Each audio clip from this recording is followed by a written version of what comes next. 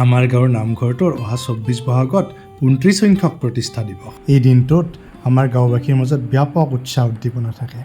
সেয়েহে নামঘৰৰ আমাৰ আসনসমূহৰ ইতিমধ্যে ৰং কৰা কাৰ্যও আৰম্ভ হৈ গৈছে। গাঁৱৰ নামঘৰৰ প্ৰতিষ্ঠা দিৱসৰ লগত সংগতি ৰাখি গাঁৱৰ যুৱকসকলৰ দ্বাৰা ২০০৬ চনত গঠিত নৱোদয় সংঘৰ উদ্যোগত আমি প্ৰতি বছৰে ৰঙালী বিহু উদযাপন কৰি আহিছোঁ। এইবাৰো তাৰ ব্যতিক্ৰম নহয়। এইবেলি আমি মুকলি বিহু প্ৰদৰ্শনৰ ব্যৱস্থা কৰিছোঁ।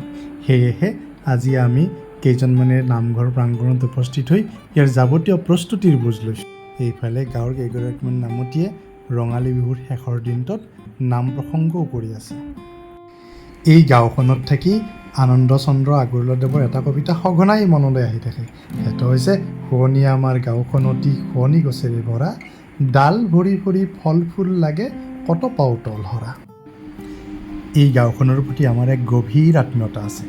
এই গাঁওখন প্ৰতিষ্ঠা কালত আমাৰ দেউতাই যথেষ্ট গুৰুত্বপূৰ্ণ ভূমিকা গ্ৰহণ কৰিছিল। দেউতাই গাঁও উন্নয়ন সমিতিৰ প্ৰতিষ্ঠাপক সম্পাদক আছিল।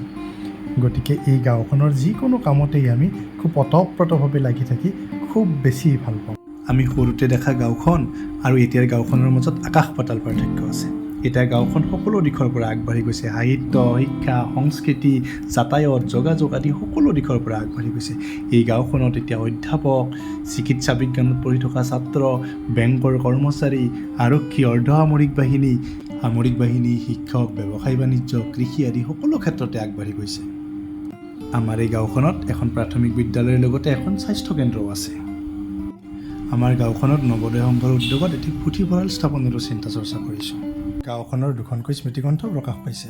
সেয়েহে কওঁ, শুৱনি আমাৰ গাঁওখন অতি শুৱনি গছেৰে ভৰা, ডাল ভৰি ভৰি ফল ফুল লাগে কত পাও তল সৰা। ধন্যবাদ।